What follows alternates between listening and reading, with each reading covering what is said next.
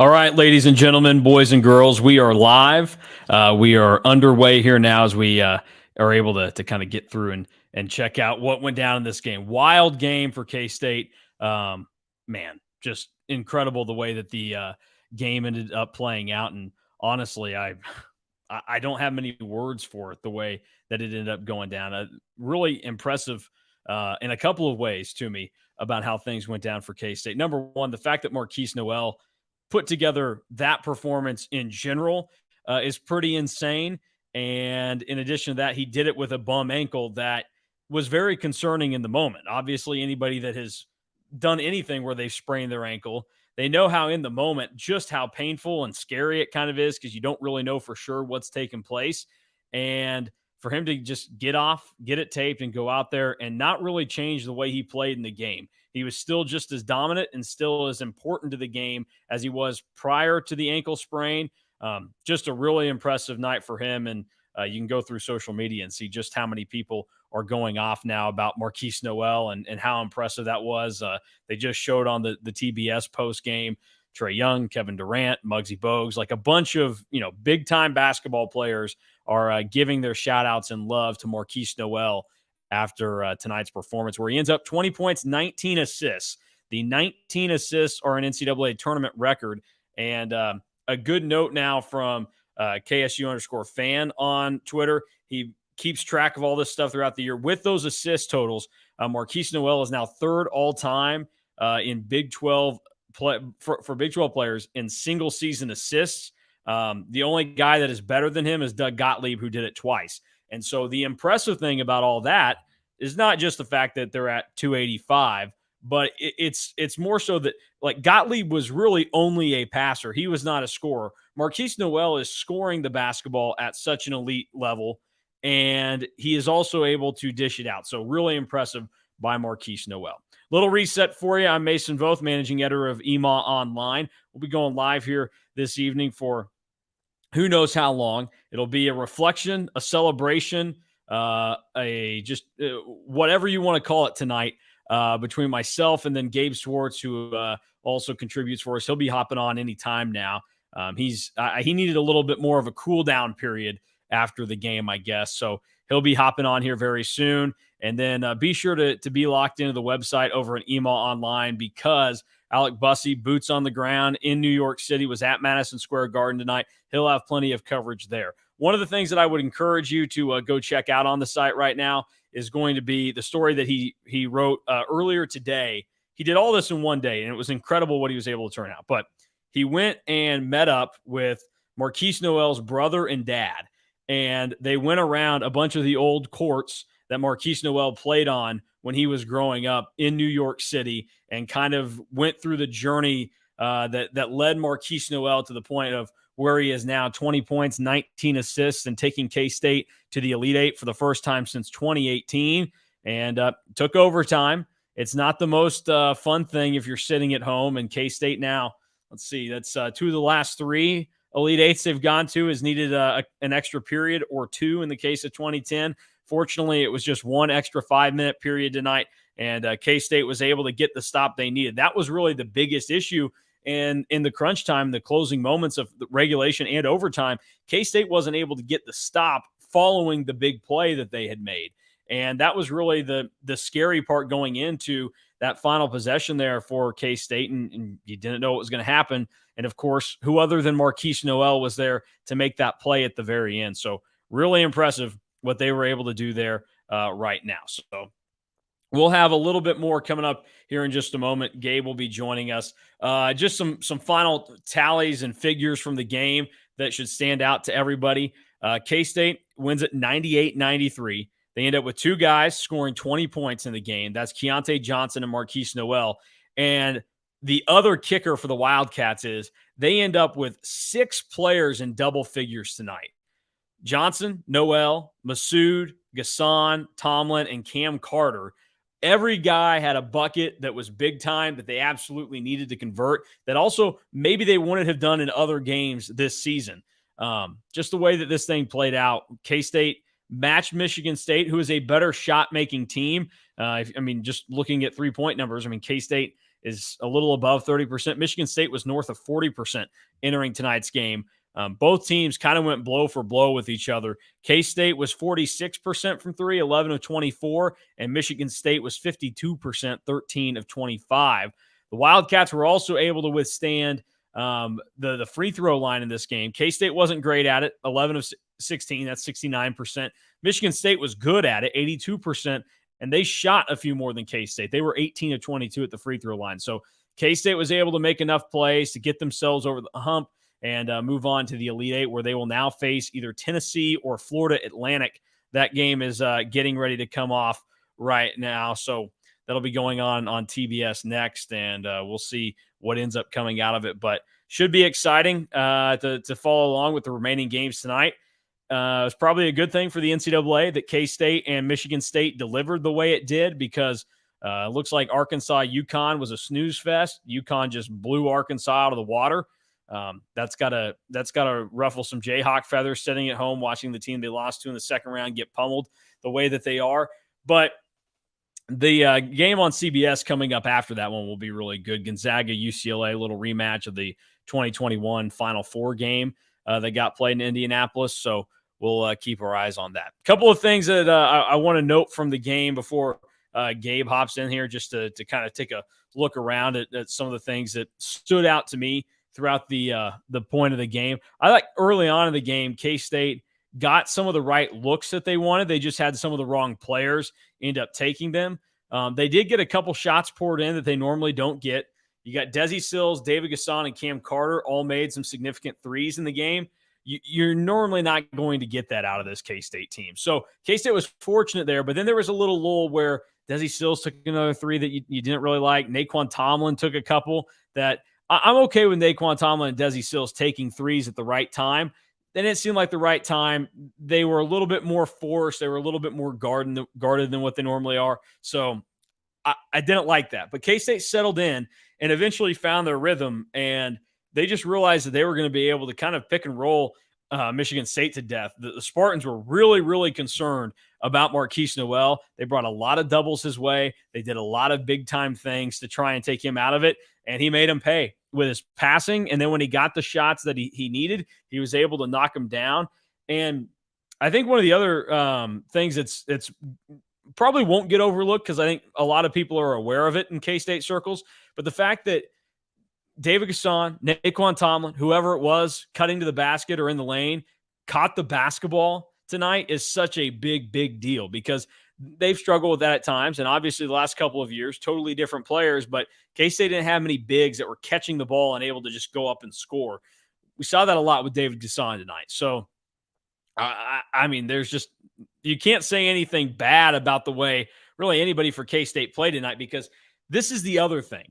I mean, K-State was impressive from a turnover perspective against Kentucky. They only turned the ball over 8 times. Meanwhile, they turned the Blue Wildcats over 16 times.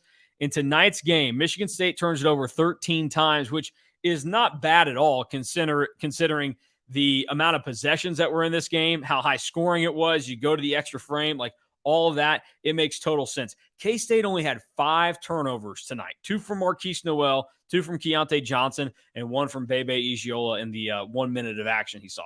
So for K-State, they turned the ball over on only 7% of their possessions tonight, which for a team that has had some very high turnover games at various points this year, that is kind of amazing that it worked out the way it did, and even more impressive in a game like that for K-State to be able to only turn the ball over 7% of the time. We now welcome in Gabe Schwartz, ready to join me here on EMAW Online as we continue with our live post-game reaction. Cats, Spartans. I mean, Kentucky K-State was a phenomenal game, and I think you could have found some people that said, man, that's the game of the tournament. There are other games that were going to surpass that. This one legitimately might be able to live up to that, because not only did it go to overtime, but it wasn't like an ugly overtime game. It was just 2 teams that went blow for blow, and it was low turnover. I mean, total of 18 turnovers in the game. So altogether, very impressive. Some opening thoughts from you, Gabe. Wow. That's my opening thought, is that game had so many no oh my goodness, he hit that again. And like it was Yes. every time it felt like it was Ish Masood, or it was Cam Carter hitting a big three. Cam Carter 2 for 3 from 3. I will just say, hand up, my bad, Mason. I texted at, I think it was 77, 73. And I said, I called this on the pod yesterday. I literally said, K-State is so due for a, you make everything and you cannot lose that kind of game. They're due for one of those games. And then they did it, but Michigan State did it too. And so it all ends up kind of evening out, I guess. But man, I mean, it absolutely feels like prisoner of the moment stuff, but I don't even know if it is prisoner of the moment stuff. But like, show me a better tournament performance in any game ever than what Marquise Noel just did, because he dominated that game on one ankle. I mean, if you're going to rain on the parade, the demerit as the guy who's writing the player grades for tonight, is I would just say that the fact that he rolled his ankle meant that when he was on defense, every once in a while he was just like, I'm not chasing that guy. And it would just lead to a wide open three. But nobody's counting at the end when you wind up with 2019 and 5 steals, including the strip for the win. Yeah. Just incredible stuff. And I will say, we know ball. I think yesterday's pod was about spot on of what it was going to look like X's and O's wise. And it kind of followed suit. Yeah. If I go and look at the preview and pick and how we kind of put this thing together, final score wise, like it was tracking. I thought, hey, I look pretty good. Like I had a pretty high scoring game for these two teams. I had 77-71, and we just blew that out of the water with the way that the game ended up working out tonight. Kind of crazy to me, the way that it ultimately ends up going down. But yeah, I mean, K-State was due for a game like that. I guess on the flip side, Michigan State was due for a game like that over their last 3. They're a team that shoots 40%, and they had shot like 21% from 3, something of that nature. And so they really got that thing flipped around. And I mean, just impressive the way that the whole game played. I talked about the turnovers a lot because, I mean, Marquise going 20 and 19, that's impressive enough. You add in the 5 steals, including the clincher with those active hands. But the fact that he only had 2 turnovers in a game like that, he passed the ball at such a high level tonight. And the other thing that can't be overlooked, and I already said this, but I'll repeat it with you, is like guys were actually catching the basketball tonight for him. The fact that David Gasson and Naquan Tomlin and whoever else was just so firm in the way that they were able to grab the basketball and turn around and go up. I mean, just absolutely impressive and gotta have it type stuff for the Wildcats. A couple of other things. I mean, Keontae Johnson, it feels like he kind of disappeared there in the final minutes or, late in the game when maybe you need a Keontae bucket. Part of that, Marquise Noel, the other thing that you could be a little bit critical of is like he wanted that moment and he wanted to drive the knife into Tom Izzo's heart with a deep 3. A step back. Neither of like the 3 went his way. So Keontae was kind of taken out of it because of the way K-State was playing, but you end up looking at the end of the day, 22 points, 10 of 18, and then Keontae Johnson ends up being the second highest rebounder for K-State in the game. So Keontae, even if you're sitting at home and you're feeling like, that wasn't like a great Keontae game, he was really, really good still, and it helped propel K-State. Yeah, I mean, he was awesome. You just got a great performance. Keontae also, he played all 45 minutes of the game. Didn't get a single break for Keontae Johnson, which is A, very heroic, B, very concerning considering you're going to have to turn around and play again in, who knows how long, 36 hours or something, maybe a little bit more than that. So we'll have to monitor that. It's going to be the early game on Saturday because you're going to get UConn against either Gonzaga or UCLA, and that's and it's in Vegas, so that's absolutely going to be the last game of the night on Saturday. But man, I just keep looking at the box score and I'm like, holy cow, that happened! Holy cow, that happened! And I don't know. I'm seeing rumors on Twitter, or not rumors, just people saying that Tom Izzo was called K-State's performance lucky. Tom. Yeah. Newsflash, there's nothing lucky about getting beat 1 billion times on back cuts. a billion times. Yes. Like, what are we talking about? What live your truth, buddy. Live your truth. But if that's your truth, I'm just gonna say there's a little bit of falsity to it. Yeah, no, that I was not able to hear his TV interview and how it went with Allie LaForce after the game because I had the TV on mute. But I got some messages, including one from a source that I very much trust, a very smart man, Chris Nelson, who has graced this site in the past. He sent a message and just said, let's find it here. He said, really, Izzo question mark, used to like him no more. And then talked about how this was the follow-up text. After shooting 52% from three and 82% from the line, Izzo said they didn't play very well and they really didn't have it tonight, and basically blamed the loss on K-State making 2 lucky threes. So newsflash, Tommy, your team was better at the free throw line, the 3-point line, like in a lot of these areas in K-State. The difference is in a 45-minute game with all of those possessions, you were only able to force 5 turnovers. And like you said, like you got back cut to death. Like the reason ball watching, all they did, I mean, you know what? I don't blame them. You know what? We all wanted a ticket to the Marquise Noel show, and in case the Michigan State dudes were first in line to watch it. So of course they wanted to see what he was doing with the ball. Well, when Keontae Johnson is tying the game in overtime with a lob and a reverse finish, like that's something you got to kind of admire. So let that go. Yeah. Look, I've been an anti-Izzo guy from the get-go. Like I've never been on Izzo. I feel like I'm a pretty good character guy. Like I can pick up rather quickly. I've never liked Izzo. Like I think that's just what he does. Now, given that's what a lot of the legends of the game do. Like they're able to spin that sucker to either they got lucky, never would we have done something wrong to lose that game, or on the opposite end, like you just go straight good guy mode, like Coach K going into the other team's locker room, like, and that was a hell of a performance by you guys. You guys were so good. I mean, I just kudos to you for playing so well. I feel like that was a pretty good Coach K for never having done it before. And then he hits, and then what K would do, what K would do at the end of this, Marquise, you're too good of a player to lay that thing up at the end. Yes. Salt in the wound.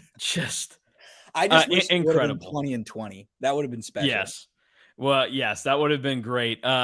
He got a lot of love from all over Twitter from everybody tonight, which is to be assumed. So yeah, K-State ends up putting together a great performance. And this is the other thing on like those Izzo comments. Like not every time that somebody loses a basketball game, is it because the other team was luckier than you, or you played poorly or whatever. Like that was just a great basketball game that somebody had to lose. And at the end of the day, going back to what Jerome Tang said on Sunday afternoon in Greensboro, that pissed off a bunch of Kentucky people. He'll probably say it again tonight and piss off a bunch of Michigan State people.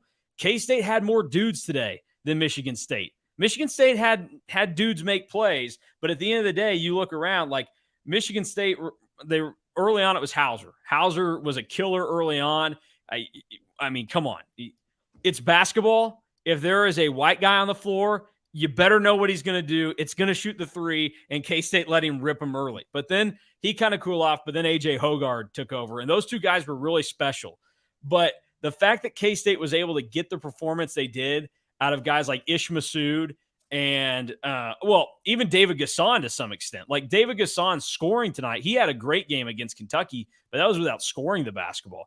He did all that and scored the ball tonight. That was impressive. Naquan Tomlin was good. Cam Carter was great. So K-State really did just outdo Michigan State today. Michigan State had 5 guys in double figures. K-State had 6. And that's the story of the game. K-State didn't get lucky. Michigan State didn't play poorly. K-State was just the better team today. They made enough of the final plays. And if you're Izzo and you want to talk about a team getting lucky, Michigan State trailed for over 27 minutes of the game today. The other 9 minutes, it was tied. So they only led the game for like a little under 9 minutes.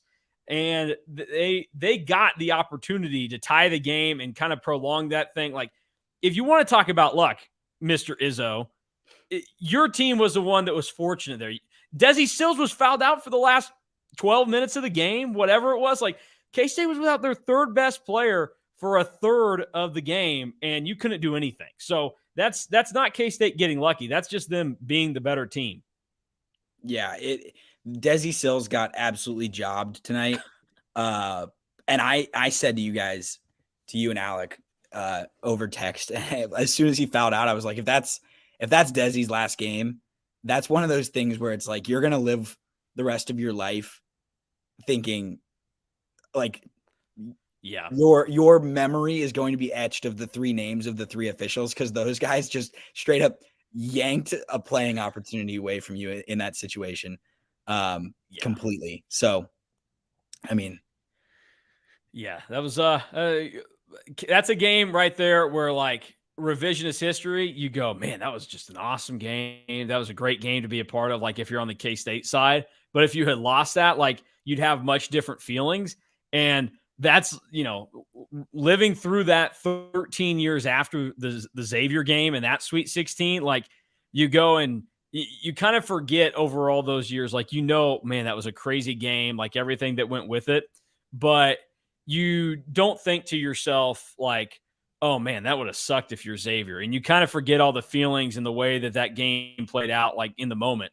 And that all comes back then today, and you get to see all that play out. Like, Michigan State fans are not going to look back on that and be like, man, that was just an all-time game. Like, we're just fortunate to be a part of it. Like, you're never going to have that feeling. And that's how it would have been for K-State. And so Desi Sills, if there's one man that can recover from getting fouled out in a game like that, I think it's Desi Sills. I think he's got enough of a positive attitude to get that thing flipped around, and he's probably already saying crazy fun things into somebody's camera right now in the locker room. And you know what? I'll spin zone it. Super positive news for K-State. They've got an incredibly fresh body on Saturday to guard either Santiago Vescovi or the dudes from Florida Atlantic. I'm not super familiar with names. I'm sorry. The Owls. Whoops. But I'm not anticipating seeing Florida Atlantic on Saturday. I'll just say that. Like, if it is Tennessee, you're going to need fresh bodies. So I will say it's good that you got a Cam Carter game in the Sweet 16, and the Elite Eight can be a Desi Sills game. Like, that's actually a positive. It's true. Desi Sills only plays 19 minutes tonight, which is nuts. And then Tennessee, very fortunate that the three officials that were in this game don't have the game after it, because I'm not sure Tennessee would have any players left eligible to play in the game. There'd be a lot of guys fouling out there based off their style of play and the way that the game got officiated. Some of the other things to kind of dive into here and digest from the game. K-State assisted on 68% of their made shots tonight.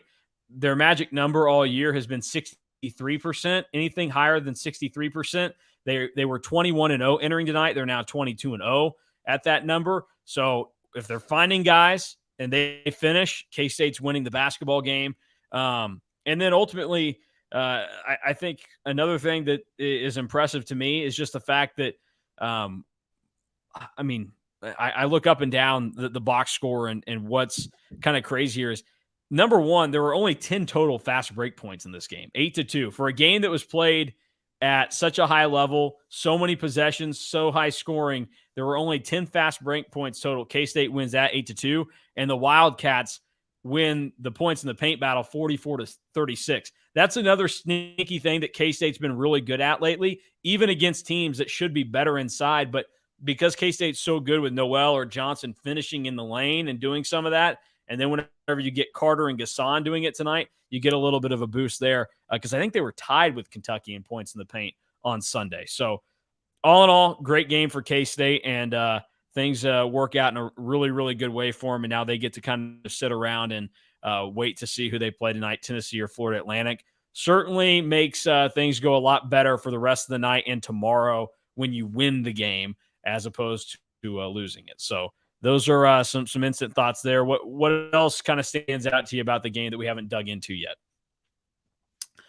I would just say I was incredibly surprised, but also it made sense that a guy like Jerome Tang in an ATO situation, and I would bet it wasn't the first option to get to toss the ball to Ish Masood for a fadeaway mid-range jumper, for basically with the game on the line. Because I don't think if it was a 1-point game, K-State was getting a stop.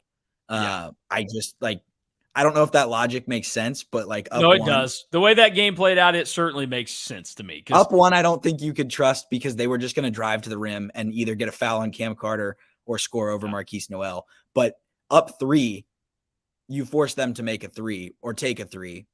And it was hectic stuff. But I thought the trust that they put in to Ish Masood to do that, and I guess I would just say the trust that they have in him and the confidence that he has because of it, allowed him to just confidently pull. Because I think the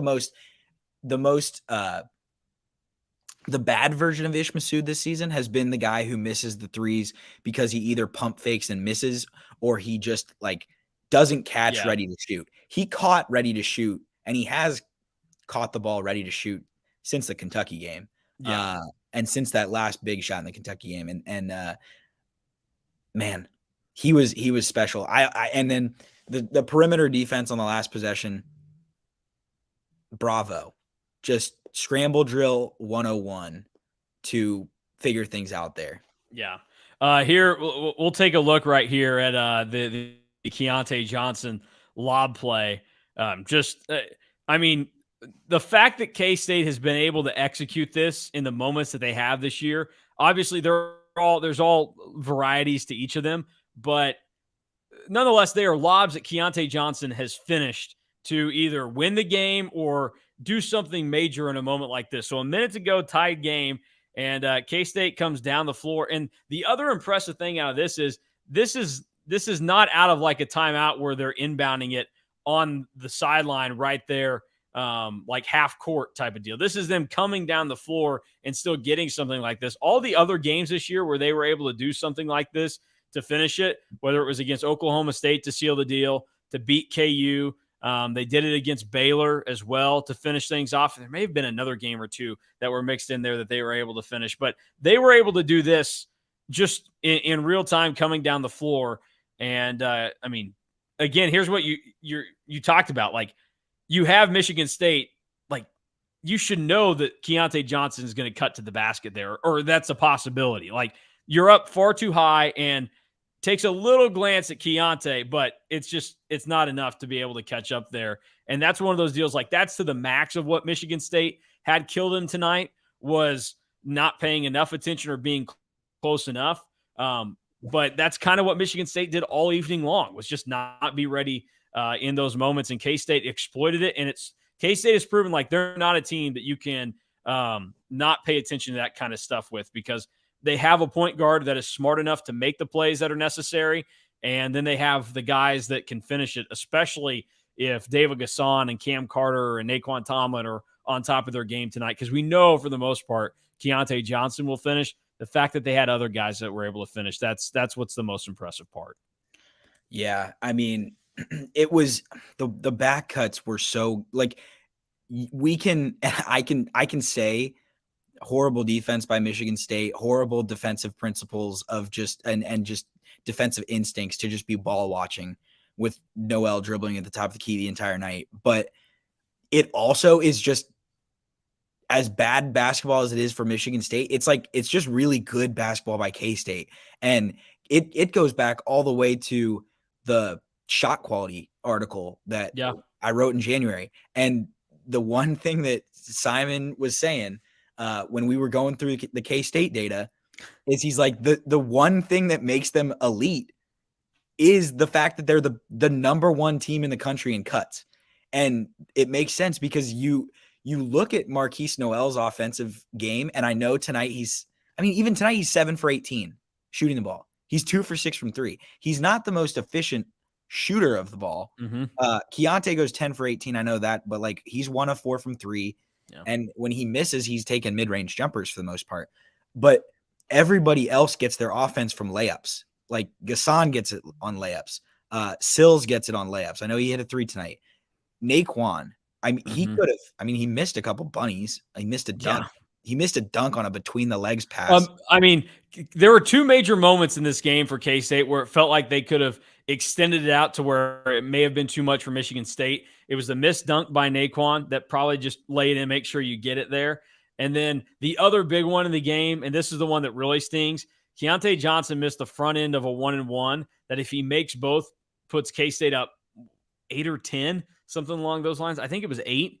He misses it, and Michigan State immediately goes down the floor and drills a 3. Like, there were still moments that were very like K-State and some of the flaws that we've seen this year, but that's the same thing in the Montana State and Kentucky game. I think the most encouraging thing is we're seeing those at far fewer moments now for K-State, and now they've got other guys that are chipping in to step up and kind of carry them when there is an error or a mistake like that. Yeah, I think I need to go back through the game log of the play sheet, but I think as soon as it got tied, so Naquan misses the dunk on the between the legs pass at 49-41, and then the game ended up tied at, I believe it was 54 apiece. And from that point on, I don't think it ever got to a more than 4-point game. It was just so much of like punch, counter punch between the two teams.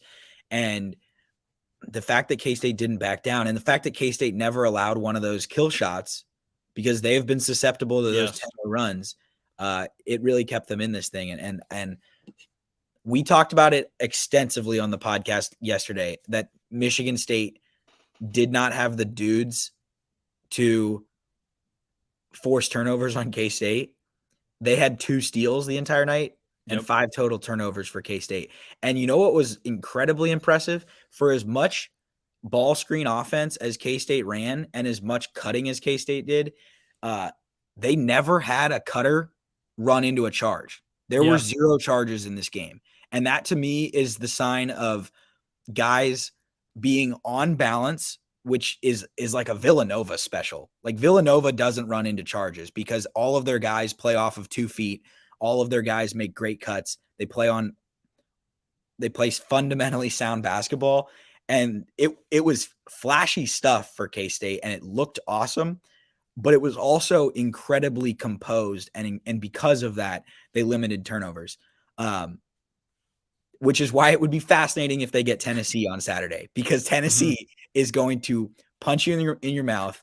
They're going to shove you down onto the ground, and they're just going to dare refs to call fouls. So if K-State can do that, and Marquise is on a bum ankle dealing with all that physicality, and that's a whole nother discussion. But it goes without saying, K-State fans should root for Florida Atlantic tonight because Tennessee is a bad matchup. Yeah, the right now Tennessee's up 13-8, 7 minutes into the game. I've seen Florida Atlantic do some kind of stupid things, so I guess we'll see how it ends up going. And yeah, I mean Tennessee offensively they aren't scary right now. Obviously Ziegler's done for the year, so that helps.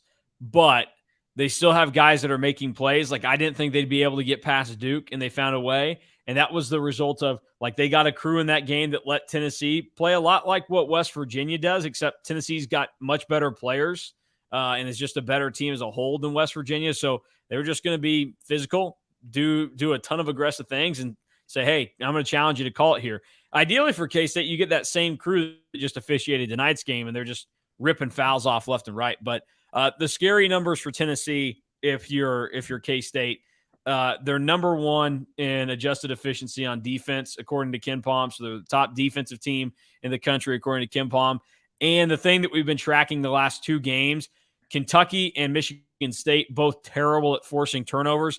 Tennessee forces turnovers on 22% of their possessions. That's 21st in the country. The way that things work out, or excuse me, that's 22% of their possessions. So they're 21st in the country in the way that works out. And then their steal percentage is 16th in the country. So they're really good. And that's something that you're going to have to watch out for if you're K-State. Now, the one thing to kind of take notice of if you're K-State, it's a lot of ISO ball for Tennessee offensively. They are, at times they can be that way. and I think even more so right now, like it's a lot of guys that just have to kind of go to work.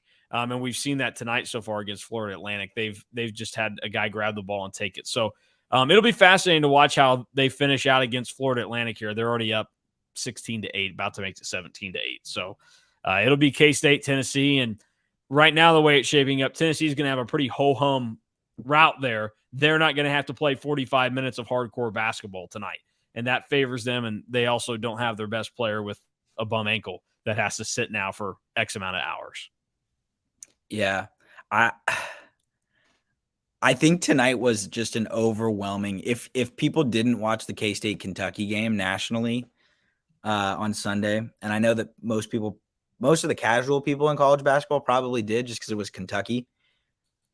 Tonight should have been even more evidence of just like, this is by far the most likable K-State team that there has been in a long time. Yeah, that's true. They are such a likable group. Yep. No, that is very, very, very true. I think one of the other things that I want to talk about this just because he was incredible tonight. We talked about the bucket he made to put K-State up 3, but Ish Massoud, the fact that he now in back-to-back games has hit major threes for them, and he hit another just extremely deep one tonight for K-State. And it seems like every time he's hit a 3 this year in a game, it's been like, hey, we need this bucket right now. And obviously the one that put them up 3, that was not, it wasn't a 3, but it was still a big bucket.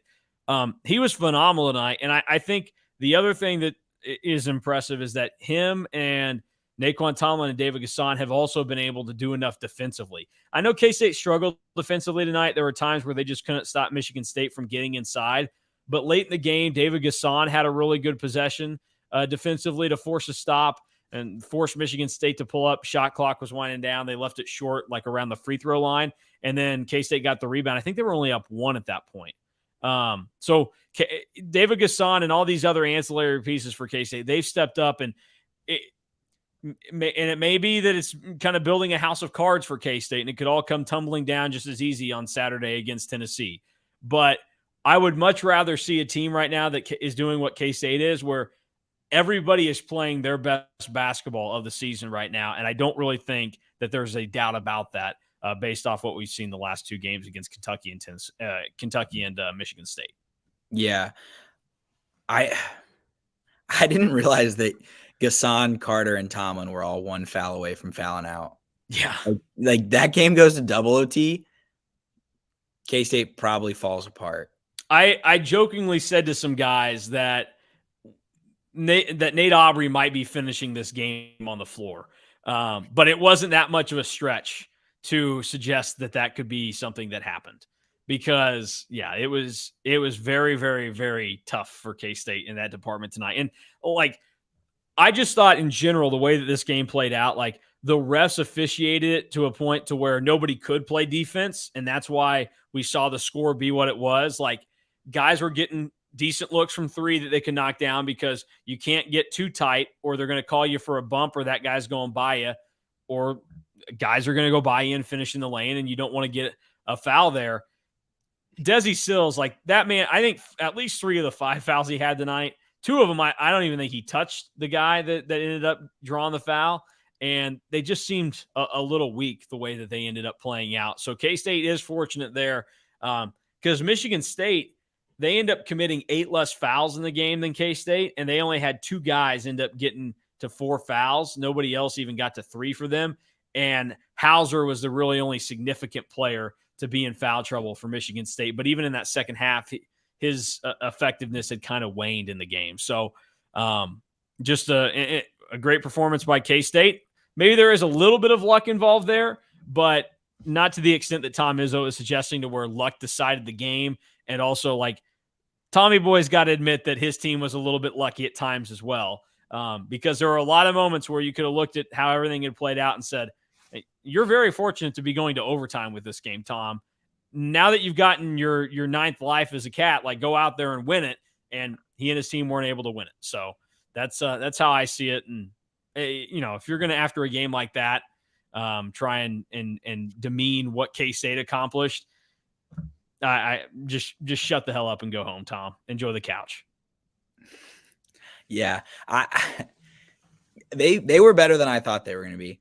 I thought K-State had the advantages. They did have the advantages, but Michigan State made tough shots. Tyson Walker hit some pull-up threes. AJ Hogard was tough tonight. Offensively, he was bad defensively. Just straight up. And I think Jaden Akins was really good, but Jaden Akins also, I mean, it didn't end up working. It didn't end up mattering because Desi Sills fouled out anyways. But like Jaden Akins allowed Desi to hang around in the first half for a lot longer than he should have, because there were a couple times where the whistle was getting pretty soft and refs were just begging to call stuff. And Akins got Desi one-on-one and just passed the ball away each time. And I don't know. I really like his game, but I don't know. It just felt like early on, it looked like K-State was in disarray on the defensive glass. Yeah. And it was going to be one of those nights where it's like, guys, who's going to be the rebounder tonight? And you look at the end of the night, nobody had more than 7 boards for K-State. And I know, shout out Cam Carter for getting 6 of them. He had some really dumb fouls. Notably the tip-in foul, I think it was on Malik Hall, 82-80. Yeah. And then the free throw was missed, so it didn't end up mattering, but like just a dumb foul. Yes. But he also had 3 steals and 6 rebounds. So, and he didn't turn the ball over offensively. So, yeah. Overall, really good game for him. Couple of stats from the chat, so I appreciate the fact checkers in there right now. K-State has only lost 1 time this season when Ish Massoud has scored 10-plus points, and that was the game at Iowa State. So I'd have to go and look to see how many times Ish has been in double figures this year. But more so than him being in double figures, like I would like to know how many times when he hits 2 or more threes in a game, K-State has won. Because if he hits a big one, like it seems like K-State's going to win it, and now maybe that's why they're big ones. But he's been really good in some big-time games when they needed him, even when it's not scoring. Like we're going to always have the story from the KU game where Tang talks about, Shark Week, and he didn't dive, but then he dove on the floor and made that winning play. Ish Massoud has been in double figures. That was the 5th game now this year that he's been in double figures. First double-digit scoring game for Ish since the loss at Iowa State. Other games were the win against Texas Tech, the win at Baylor, and then the opening win against UTRGV this year. And then when it comes down to Ish, when he makes more than 1 3 in a game, so 2 or more, they're 6-3. Yeah. So, I mean, he's come through for him in moments, and Cam Carter might be the guy that his numbers might be more indicative of a winning performance or not, because he came through tonight. And we talked about kind of how you saw this game playing out and said, hey, K-State's due for a just shoot the lights out. No one's beating you tonight performance. And you were still right. Like, K-State did not lose that game, and they shot the ball worthy enough of not losing that game.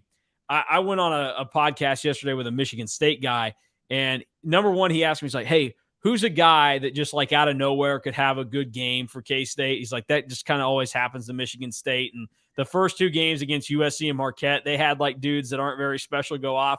I said, I'm not going to include Desi Sills in this because like he's probably their 3rd best player and he's done whatever.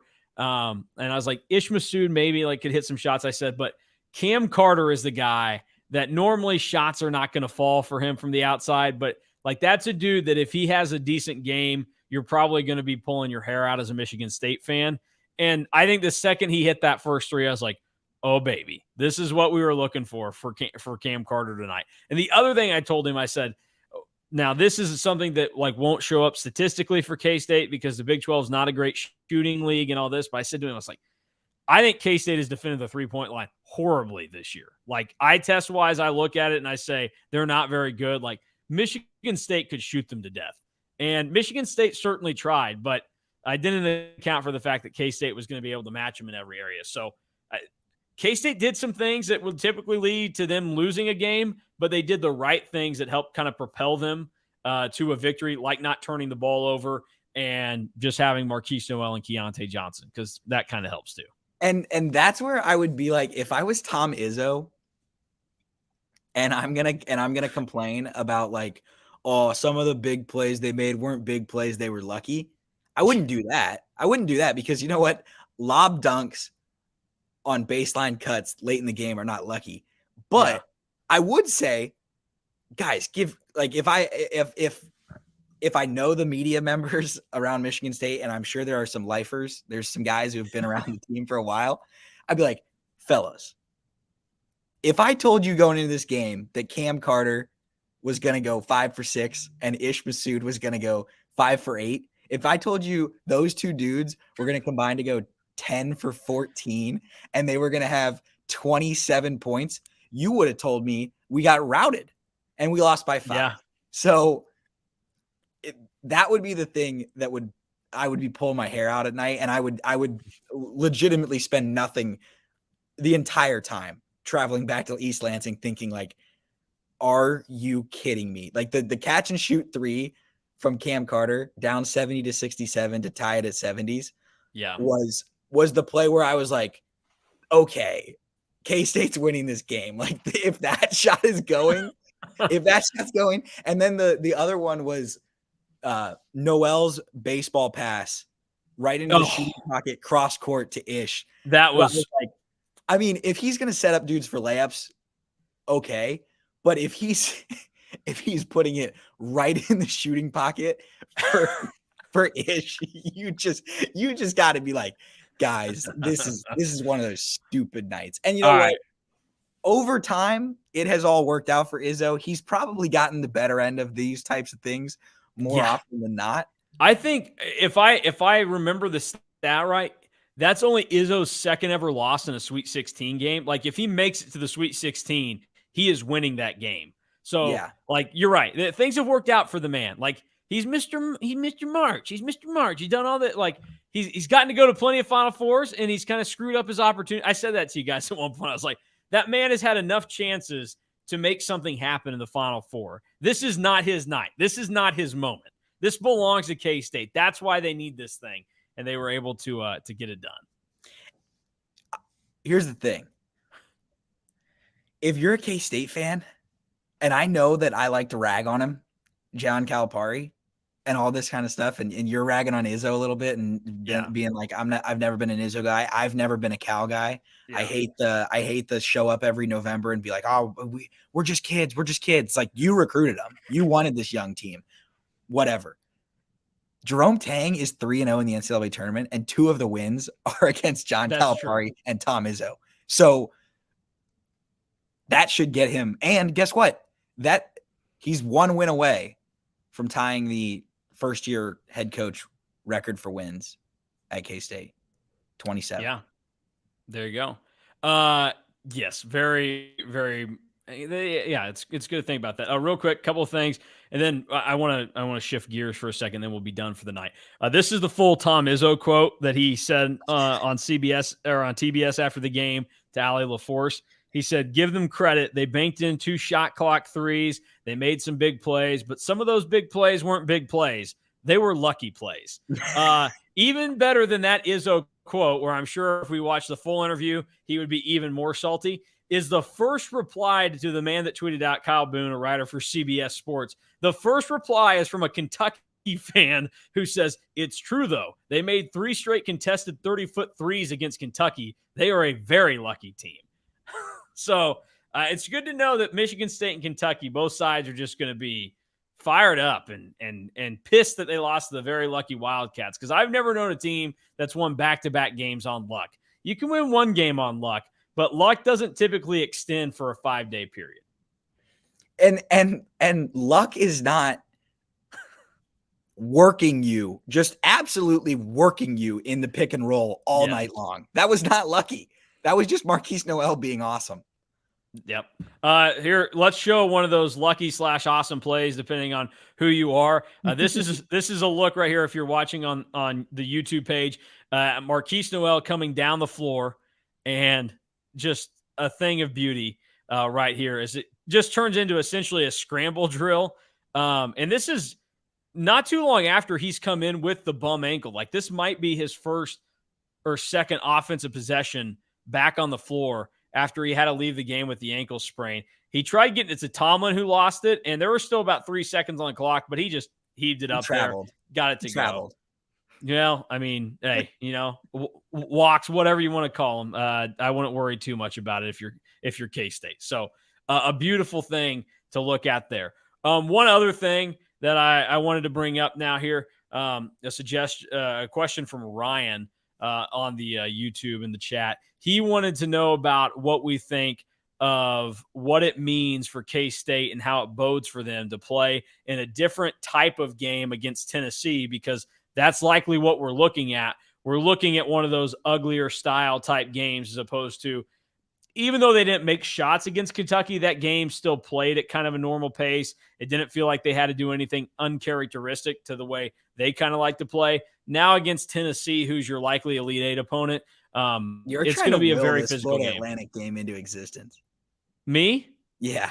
No, I don't believe it, but I just want to cover my bases. I don't want to be the idiot that, we've talked 20 minutes about how they're playing Tennessee, and then it's irrelevant when somebody's listening tomorrow and they're like, Florida Atlantic had a hell of a comeback and they won the game last night. Like, I just want to make sure I'm covered there. I don't want anybody coming after me for that. So where do you stand on what it might mean for K-State having to kind of switch up stylistically and take on Tennessee? I think they'll be fine. I mean, it's not like K-State has been a team that can't win a game if it's ugly. They've won a couple of the ugly games. I mean, they beat Texas Tech at home. That was not a super great game. Oklahoma State at home was the same Oklahoma State and Oklahoma both at home were not. I mean, I know Oklahoma had ended up turning into a little bit of a track meet late, but like that was a disgusting basketball game in the first half of that night. Yeah. They'll be perfectly fine. I think that the bigger thing is just the wear and tear against a physical team, and the other thing is just that who referees the game and how involved they want to be will matter. If they don't want to be a storyline, they might become a storyline for how little they want to be a storyline if they're not blowing the whistle. Because nobody does it better. Like, there's always one team in college hoops that just fouls on every possession and does you can't call a foul on every possession strategy. West Virginia. Used to be West Virginia. It used to be the Press Virginia boys. Now it's Tennessee. Yeah. It's a disgusting basketball style to watch. But the counterpoint to that is, like, as much as scary as you might be, or as scared as you might be for Tennessee's defensive profile, I would also say in a 6-game stretch of the NCAA tournament, or just a 4-game stretch to win a regional, at some point Tennessee is due. Like, I keep doing these, somebody's due for this. And like K-State was. It sounds crazy, but that's just sports, man. That's how sports works. Water eventually finds its level, and Tennessee is due for a just like dud offensive game. I specifically remember them, and it could be tonight. Like, they could go cold here in the second half at some point, but you could get one of those Tennessee games where they go 2 for 20 from 3. Yeah. Yeah, they're 3 of 7 right now. 3:17 left to play in the first half. They're up 6, but getting ready to go to the line. So, yeah, we'll see how it goes. I think K-State can handle it, and honestly, I think it helps K-State that I won't say this game looks physical because of all the fouls that got called in it. And I thought that a lot of the guys for K-State kind of matched what they needed to match very well. But I will say it benefits K-State that they already played Kentucky, who it wasn't everybody on Kentucky was as physical as Tennessee, but the fact that K-State had guys that already had to go test themselves against Oscar Tshiebwe, I think is a benefit to them in helping them prepare for Tennessee.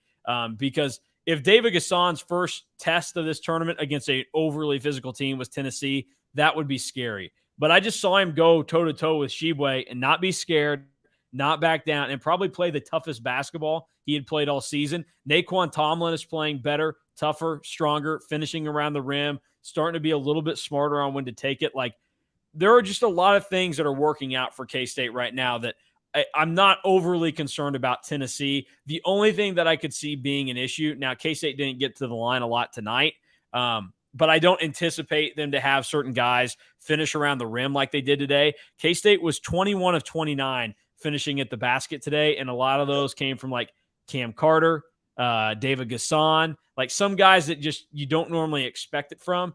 Now, given you were without Desi Sills. So my only concern would be against Tennessee is that K-State's not able to get enough calls inside, like on drives that probably there was a foul, and normally they'd go to the line to shoot. Mm-hmm. And that kind of takes away their driving ability, or it scares Marquise Noel away from doing it. He was kind of shy in going to the rim tonight at certain times when he probably should have taken it, and he really didn't get a ton of calls there tonight. So maybe it benefits that they had to adjust a little bit with that style. But that would be my main concern with Tennessee, is that they're not getting the calls inside early. They quit taking it down there, and they ultimately have to resort to a game that is just praying to God that everybody hits shots like they did tonight against Michigan State. And I'm just not going to count on Ish Massoud, Cam Carter, Desi Sills, David Gasson, that quadruplet of guys hitting a three in the game. I just don't see it happening. So I just think K-State, and I don't think they will be because they're ready for this and everything, just go in there, don't play scared, stand tall with them, and at the end of the day, you're the better team than Tennessee. And that is something that has been said a lot for K-State the last couple of trips to the Elite Eight. They've been facing teams that they are better than. K-State has worn the white jerseys for the 3 Elite Eights that they've been in my lifetime, and the first 2 did not go their way. But it's about damn time that something does go their way. It's been 59 years since K-State was in a Final Four, and I said if K-State made it to this point, I was just doing it because it felt like we needed to go off vibes with our picks here in the NCAA tournament. So I'm going to do this for the Cats. I think it's just one of those magical games where K-State comes out, and with 10 minutes left to play in the first half, you go, this team's going to the Final Four. I'm taking the Cats by 17 against Tennessee on Saturday. I said I'm going to do it. I may adjust that when I write it down for the pace and tempo of the game to where, like some of those games with Texas Tech back in 2019, I think K-State won the game in Manhattan. It's 57-49 or something like that. So it's like K-State only won by 8, but for the way the game played out, that was like they won by 25. So I may adjust the total there. It's so hard to beat Tennessee by 17. Yeah, but the equivalent of 17 is what I'm taking K-State by. Mm-hmm. So I really do think that they'll get it done.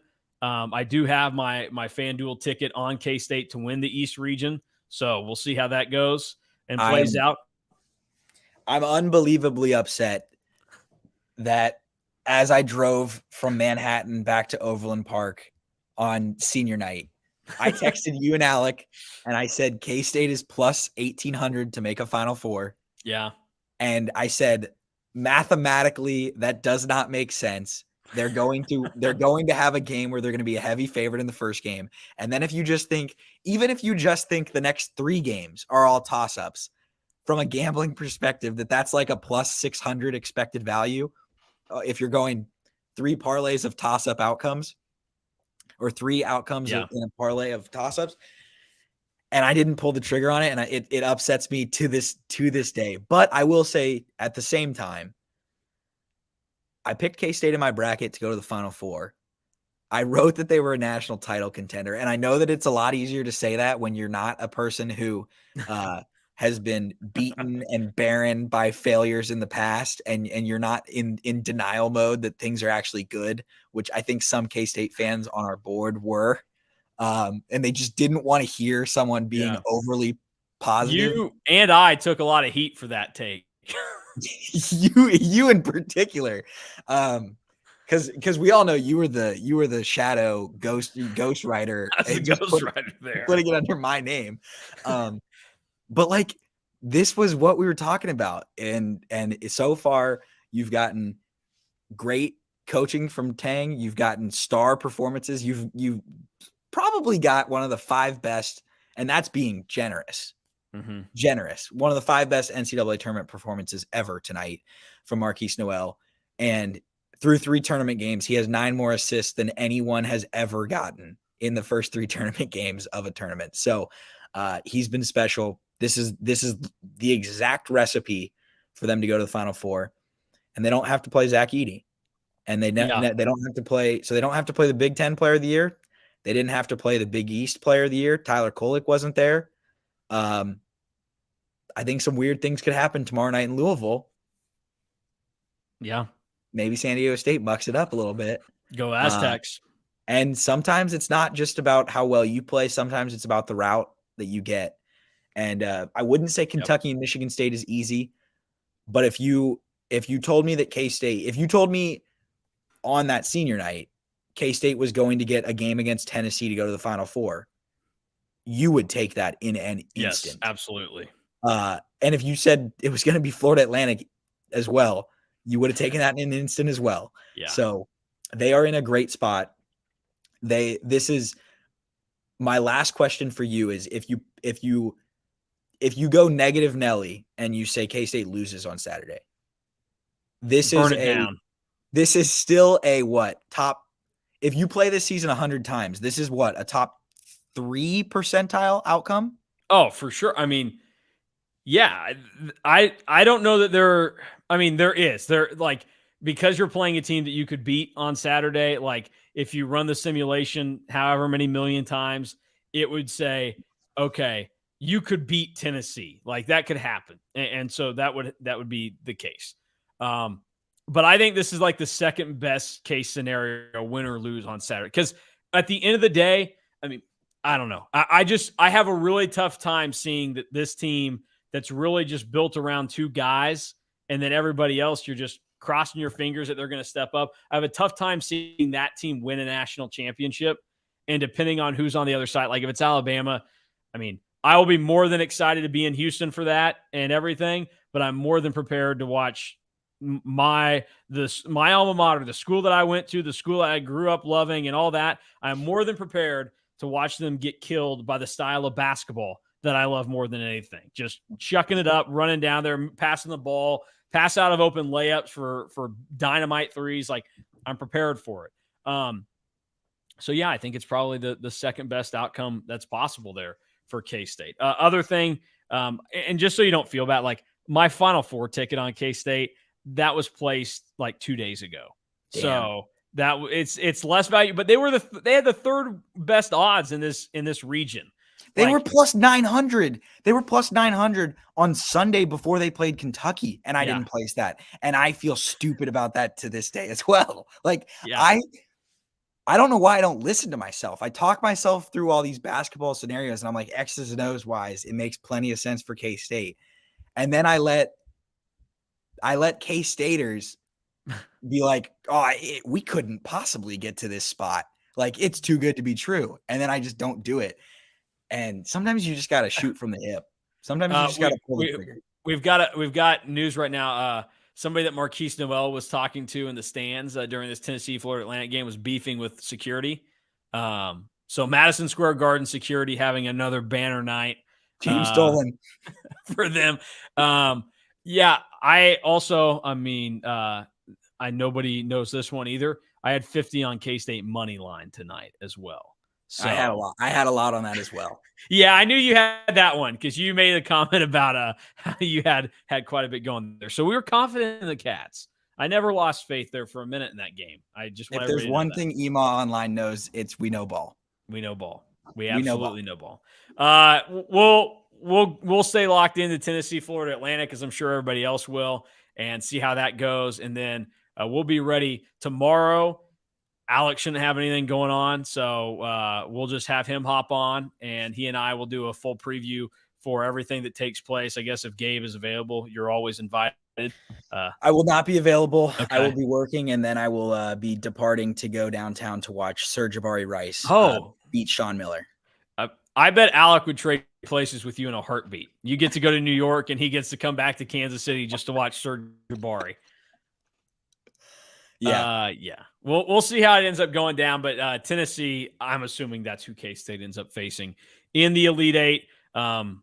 Just nice to keep the season going for another day for K-State. I thought about that today. Like I took myself out of just, obviously I went to K-State. I'm not going to be shy about cheering for my alma mater. I'm going to be professional when I need to be professional about it. But I'm also not just going to be, this guy that throws all that away, because that's silly. That's not what college sports is about. But I thought to myself, even just from a standpoint of covering basketball in any way this year, I'm not ready to quit caring about college basketball yet. And K-State winning means that we get to care for at least another game. And hopefully they can do something to where we get to care about them for another week. And they're playing next Saturday down in Houston. So that is what we all have to look forward to. The Cats in the Elite Eight, third time since 2010 that they are going there. They are looking for their first Final Four appearance in a long, long, long time. So we will see if they are able to get over the hump and do it. That'll do it for Gabe and I. If you're not signed up for EMAW Online, go do it right now, because you'll want to read the awesome story that Alec did today with Marcus Noel, Marquise's brother, and also Marquise's father. They went around all these different locations in New York, and you got the full life story of Marquise Noel, not just kind of like, oh, yep, I transferred, I ended up in Manhattan, this has been a great year.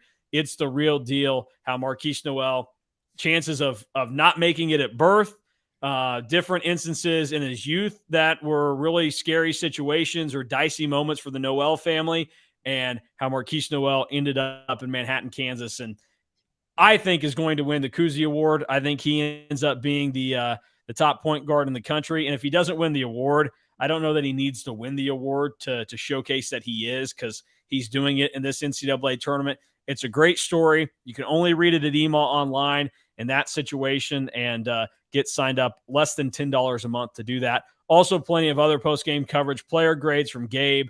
Alex going to have tons of great stuff from Madison Square Garden. Then we get to do it all again on Saturday. So that'll do it for Gabe and I. We are out. Thanks for watching on the EMAW Online YouTube page. Be sure to subscribe if you haven't already, and we'll be back. We'll do the same thing on Saturday, win or lose for the Wildcats, to wrap things up after hopefully a win over Tennessee. We'll make it a lot easier on myself. I will be here for Saturday. Okay. I am telling you this. There will be nets around Marquise Noel's neck. Okay. That's what I like to hear.